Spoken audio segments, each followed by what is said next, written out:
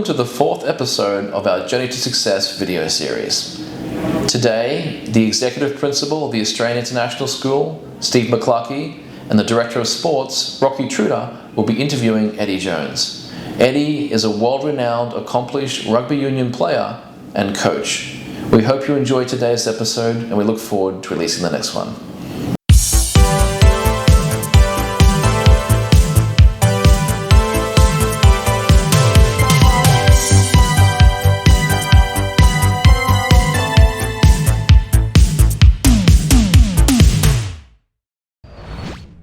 Well, welcome, Eddie. I'd just like to take this opportunity to thank you so much. What a privilege and an honor it is to have you here to join us with our journey to success.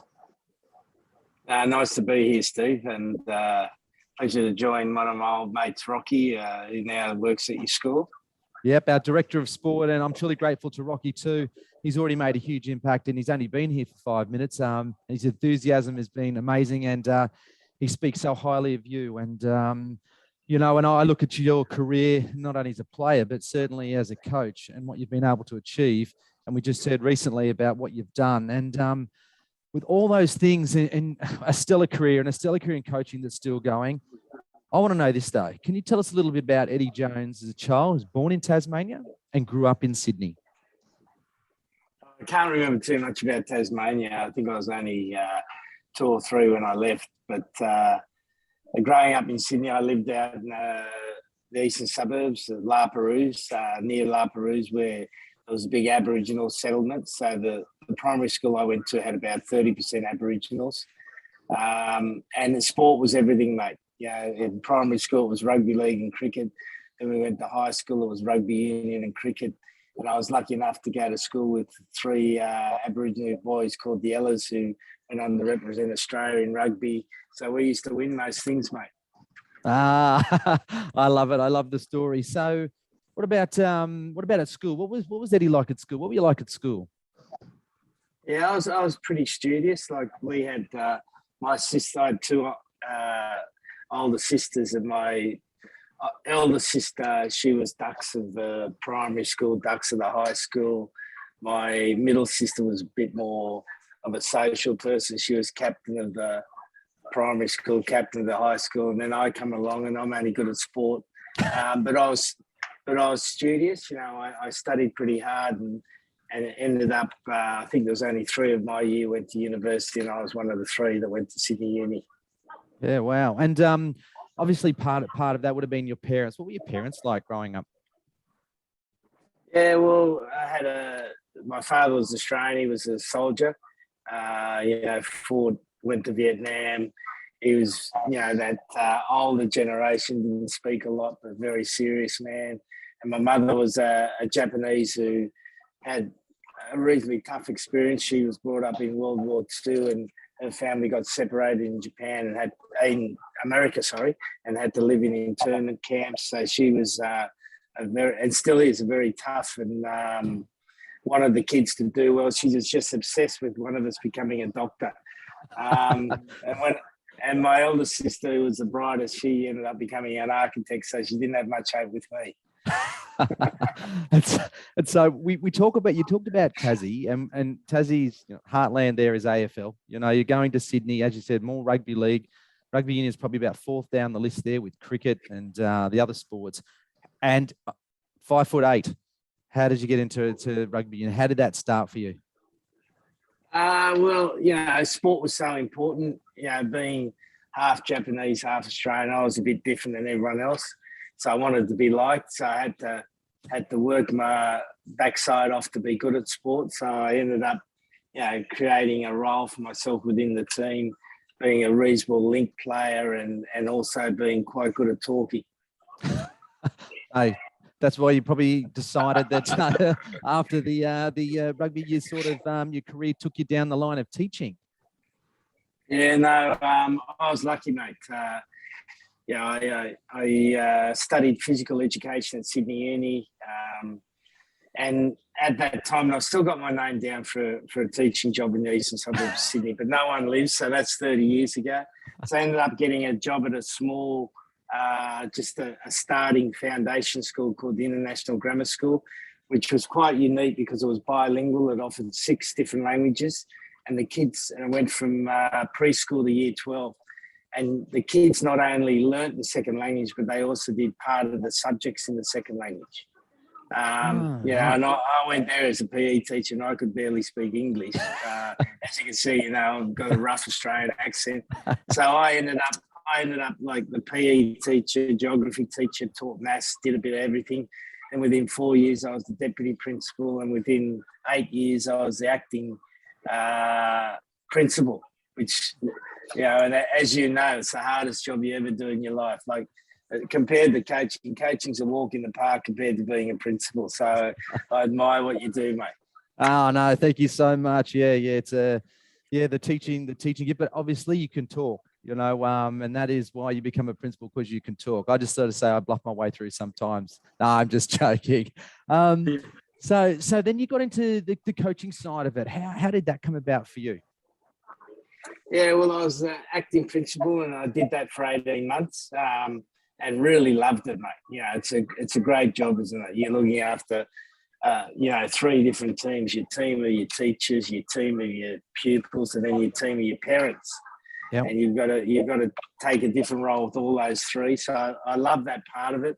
But it got to the stage where they advertised the job, and I didn't get the job. And I spoke to the chairman, and who I had a very good relationship with, and he said, "What do you want to do?" And I said, well, if I'm going to stick in education, I'm probably going to do a Masters of Education to keep going up the tree. And he said, yeah.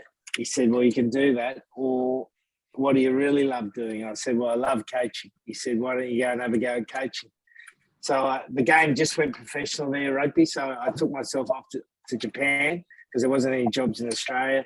Coached a little university team who I didn't improve at all. And from there, I ended up getting one of the big jobs back in Australia a year later. So it was just out of, I felt like I'd done as much as I could in education. It was time to move on to do something else. Yeah. So in terms of your coaching and your teaching, what did you take from your teaching experience, or the skills you took from your teaching experience into coaching? Everything, mate. Everything. I did a lot of casual teaching, or supply teaching, I think they call it up here. Yep. Where for the first year or 2, I was a supply teacher. So you go in there, you'd always get the rat bag classes, because the teachers would take their days off when they'd have the year 9 boys, who are full of hormones. They don't want to learn. They just want to tell you what they want to do. So I became an expert at looking after bad classes. And that taught me everything about coaching. You get in a room, you got a classroom full of kids. You got to quickly work out who you need to establish a good relationship with, who you need to quieten down a bit, who you need to pep up a little bit. So, and establish some rules of engagement for the class, which you do for a team all the time. It's the same thing. You create a rules of engagement. You work out who's going to be important for your team. So the principles are all the same. Absolutely. All right. One of the was there. You spoke there about some setbacks. You said that you were a principal and you missed out on that job. And I know if coaching is exactly the same thing. There's the highs and lows in going for jobs, but the highs and lows in coaching, winning and losing. But also, I suppose I look to one of your dream job, that you spoke about in your autobiography was about coaching Australia and the Wallabies and how amazing that was. But that did come to an end. So what about the setbacks in your life and how you've overcome those? Yeah, well, when I was younger, I probably didn't overcome them very well. I didn't accept responsibility for the mistakes I made, because I think if you get sacked as a coach, the responsibility lies with you. And when you're young, you tend to blame other people. And what I've been able to learn over the last period of time, and certainly be the advice I'd give to a younger version of myself, is to always accept responsibility. Like, you're the one who can control what you can control what you can control, coach as well as you can. And sometimes you don't have good enough players. It'd be like in a classroom where you want to get 6 A levels or whatever it is, and you might teach really well, but your kids mightn't be there or thereabouts to get there. But the process of the teaching or the coaching is most important thing to enjoy. And as I've coached for a longer period of time, that's what I've been able to do. Yeah, that's amazing. Steve, so I'd like to come in here. Hey, Eddie, how are you doing, mate? Hey, Rocky, how are you, mate? Yeah, good to see you. I want to ask you on who mentored you? Who's one of your mentors? Everyone's got a mentor in life. So when you go down that rocky road, who was a mentor that you looked up to in your life? Well, I was lucky enough to be coached by a guy called Bob Dwyer, who won the 91 World Cup with Australia. And I learned a lot from him, not probably directly, but just from watching and observing him. And since I've kept coaching, I don't have a direct mentor, but I've got a number of people who I take advice from. There's probably 4 or 5 people who I always go to advice for various parts of what I do. I've got a media guy called David Pembroke in Australia. I've got Neil Craig from a coaching point of view. So those sort of people have been important to get good advice from it. And I reckon anyone who's starting their career, find the person who's going to retire in your career, because they'll tell you everything. You know, they won't hold anything back. So those old experienced teachers in your case of the period are the people who can give you the most best advice. And we talk about some setbacks. So to you, what is one of your greatest accomplishments as a coach? Look, that's to come, mate. That'll be 2023 World Cup. That's the best answer. That's the best answer I've had in all these series that I've done. That's a great answer. And it's about you. Go on, so, mate. you talk about coaching the perfect game, the perfect match, the perfect team. Is that going to be at the 2023 World Cup final? Is that going to be the perfect match? Well, in reality, it'll probably never happen, mate. But I reckon you've always got to aspire to something. You know, imagine going into a rugby game and your team from the minute the whistle blows to the full-time hooter plays with such control the opposition don't have anywhere out of the game. Yeah, that would be fantastic that you're able to coach a team to play with that power and precision and teamwork to be able to do that. Now, that's probably never going to happen, but I think you've always got to aspire to do that. Otherwise, why do it? You know, I think the goal that you set yourself in life is something that's probably never achievable, but you've got to keep working towards it. Yeah. You said earlier, I know that you went to school at Matraville, you know, when you were younger. You coached look, I'll talk about, I think your greatest accomplishment, you coached Japan probably to the most ultimate game they've ever played in their life. You know, and I go back to that, you know, and I think you quoted there as saying that when you did coach Japan, you came out once and you were pretty upset with them because you really said that they aspired to lose well. And you went, no, that's not good enough. And you went, no, we have to win this one. And I know there was a decision made by your captain at the time with about 1 minute to go. It was either kick the goal, kick the penalty, and you come out as a draw, or you go for the win. And your recollection of that was kind of incredible, of how you felt at that time and that moment about that period of 1 or 2 minutes. Do you want to talk us through those kinds of moments, you know, for us when you're in the grip and you're in the moment and this is where it is? Well, I think as a coach and as a teacher, you're always trying to actually make yourself redundant because you want the kids or the team to be learning by themselves. And the greatest achievement of that Japan team was they took responsibility for themselves. Like when we first started, they had no leaders and they were used to losing. You know, it was common to lose. So we created situations where we'd set up team meetings and coaches would not turn up and we'd see what the players would do. We'd set up training sessions, not turn up and see what the players would do. And by the end of the World Cup, by the end of the 4-year cycle, we had a captain who ignored my instructions at that time and did what he was right, which at the time I was angry about. But in reflection, it's the most beautiful thing, mate. You got people that you've actually taught to take responsibility for their own actions. And at the end of the day, you know, we want to produce players, and I'm sure you want to produce students who take responsibility for their actions and want to make the world a better place. Yeah, absolutely. Just on that, Rocky, if you ever do something and I don't say yes to, you know, I'm just joking. That's that is the beauty about, as you said, it's the beauty about young people, you know, having the courage and I think you instill that into the young men. And I think that's the other thing too about, if you look at now at the young people coming through this world. So I look at you coach, men from 18, 17, 18, all the way through to their 30s. What do you see those traits, those common traits that they now need to get through this life, or to get through the period? Because I know it's tough being young. Yeah, I think the big difference between, say, 20-year-olds and 30-year-olds now, and, we've got that in our team. 20-year-olds now want to have more of a say. They like a more collaborative environment. They want to have their say. They want to be heard. Whereas the 30-year-olds, you needed to pull more information out of them. And I just find that 20-year-old people much better educated. They're much better educated with technology. They use the technology to improve their life. Whereas the 30s, 40s, and even 60-year-olds, we're controlled by our phones, aren't we? We don't know how to use them properly because this new toy that's still a new toy to us. Whereas they use it to improve the quality of their life. So we try to get them involved as much as possible, create learning environments where they all have a say, but at the same time respect that there has to be a hierarchy in decision making. Yeah, sounds really good. So if I could ask you this, what's the best piece of advice that you could give our students? So we're talking about especially our students between the ages going into high school, 12 to 18. What's the best bit of advice that you could give them? Because you've coached a lot of people. Yeah, I reckon the story that makes me laugh the most is, there's a story about the 19-year-old son. He says to his father, he turns 20, and he says, "I can't believe how much you've matured in a year."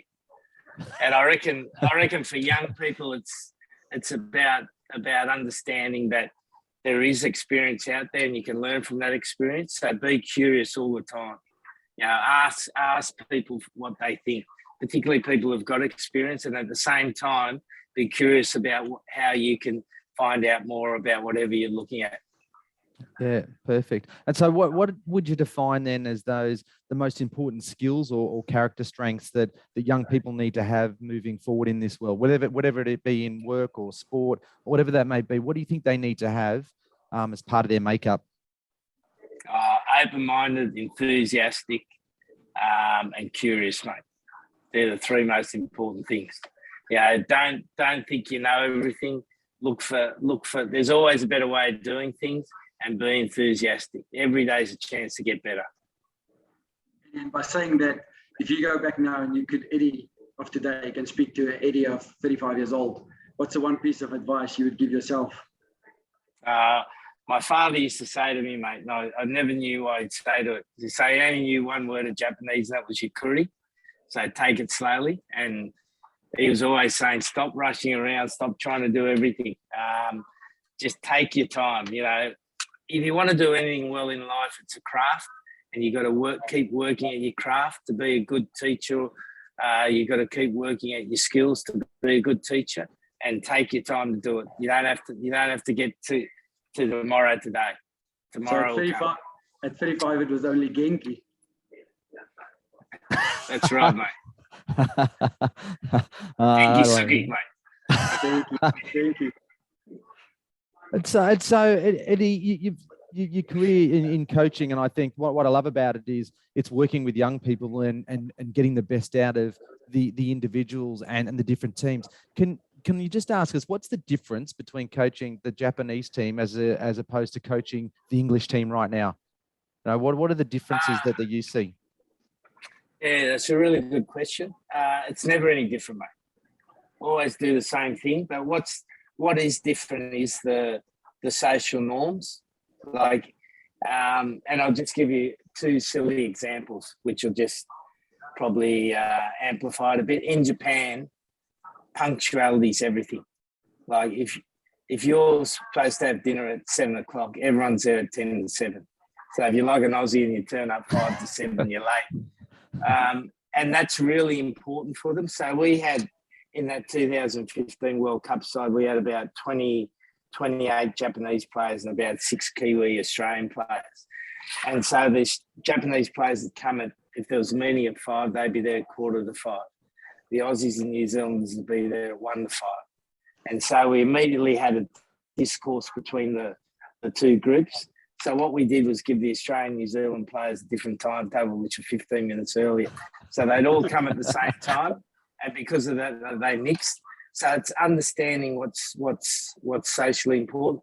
Whereas the English are very much, politeness is so important in society.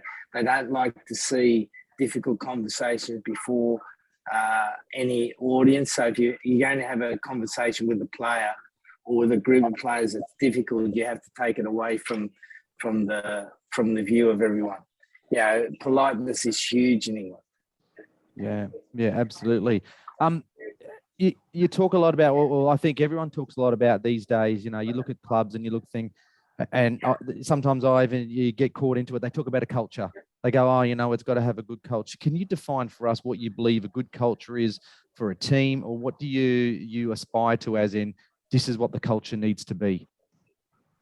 Yeah, well, there's so many different views on this, and I've done it in a lot of different ways. With Japan, we were very purposeful in the culture we wanted, and I actually studied the old samurais to see what they thought was important in their lives, and then we inserted those values into the team. Whereas with the England team, we've allowed it to grow organically, and we've been sort of we're into our second cycle now where the values of the team are changing slightly. But I think in any culture or any group of people that you've got together, you've got to have certain social norms, and you've got to have certain things that are about respect, because I think respect is so much more important than harmony. So being respectful of each other's diversity, being respectful of each other's ideas, being respectful of each other's space is just the most important thing in any sort of culture. Yeah, that's wonderful. And again, you've worked really hard, and in all your teams, you seem to have the perfect blend and one of the best cultures. And that's probably the hardest thing I know as a principal running an organization, is to get the culture right, you know, of the expectations of each other and those values. So for you, we know that there's the 2023 World Cup, but what's next on your journey to success that you'll mark and measure yourself with? I want to be like you, mate. I want to be a principal, big international school. Like, what a great job.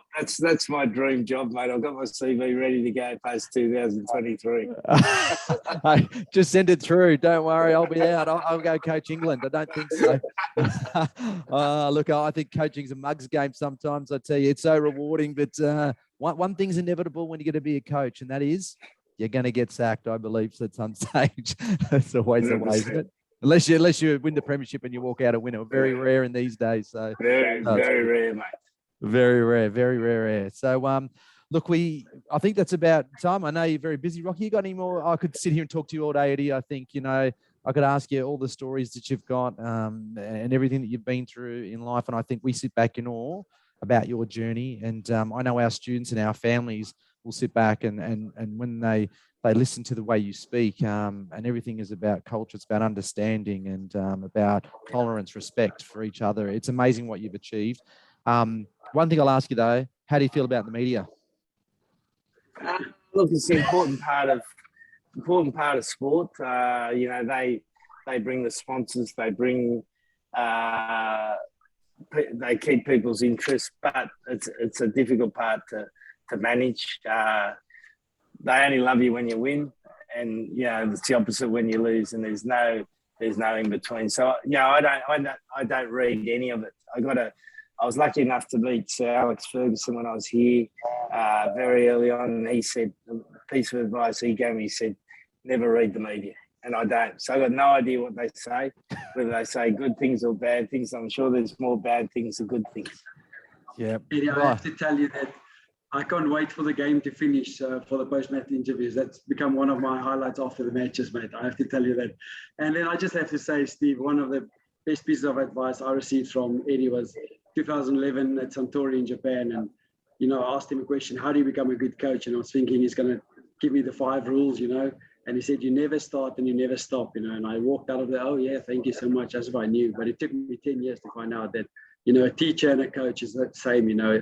You can't stop and you can't start. It's inside of you. And once it's inside of you and you just let that passion grow, you'll be the best you can be in that trade. So, yeah, that was one of the good lessons I learned, Eddie. So thank you very much. And thank you for inspiring so many teachers and coaches out there. Pleasure, Rocky. Don't need too many of those cakes behind you too, mate. He's on a good wicket over here, Eddie. On a too good of a wicket. That's He what we've looks got to like it, stop. mate. You should have seen him. He was at Ski Dubai the other day. You should have seen him. It's like a kangaroo on roller skates. So now, look, I want to thank you so much, Eddie, but you can't go anywhere because what we do is the quick fire questions, and you just have to say the first thing that comes into your head. You can say whatever you want. We won't hold it against you. So a few that we've shown you and a few we might make up on the way. So we want to know. Okay. Far away, mate. All right. First one. Your favourite book besides your own? Favourite book, David and Goliath by Malcolm Gladwell. Yes. Nice. Your best holiday destination? Hawaii. Favourite meal? Favourite meal, definitely sushi. Sushi. If you could have a superpower, what would it be? Predict the future. Oh, if you could spend a day in someone else's shoes, who would that be and why? Probably yours, mate. Why? Because I get to work with Rocky. Mate, exactly. You get to look after Rocky, and Rocky's always got some good stories. The Rocky Road. The Rocky Road. You said you called him the Rocky Road. What's one item you could never live without? Probably a cricket bat, mate. I love still trying to fantasize about playing cricket for Australia. So I've got a few here just sitting behind, ready to go in case I get the call up. Well, you might get the call up when Tim Payne's not playing. If you can keep, that's where you should be. Batting number 5. You never know, mate, do you? Here's a good one. If you could invite 3 people from the past or present to dinner, who would they be? Who would you invite? Ultimate dinner party. Ian Chappell, Ron Barassi, and David Parkin. Oh, wow. Okay. It's a David Parkin, certainly. Carlton coach and Hawthorn legend. In a few words as possible, I want you to define leadership for me. Leadership's the ability to get things done and influence people. Good. And my last one for you, Australia or England, who's better to coach? They're both good to coach, mate. It just depends which chair you're in at the moment. Yeah. Geez, that was diplomatic. Yeah, and I could coach Australia one day. I'd say, there's always that debate. So, you never know. Always welcome home, Eddie. We just can't get into Australia, but you're welcome home at the moment. That's good. Again, I'd like to thank you so much for your time, Eddie. An inspiration to so many, and then Rocky said it before, an inspiration not only to teachers, but to coaches and to the youth growing up about what's capable from a boy born in Burnie to the world stage and beyond. And we wish you all the very best on your journey as it still continues. And we will be looking on an interest. And I'd love to have a conversation with you maybe the night after the 23 World Cup. All right, I'll get my CV ready, mate. No, you just have to you'll just be here and you just lift up Bill and you go, here it is. You could probably go into any place in the world with that. It's your ticket. So thanks so much. All right, guys. Well, thanks very much. Nice to meet you. And Rocky, keep at it, mate. Thank you, Eddie. Thanks, boys. Cheers.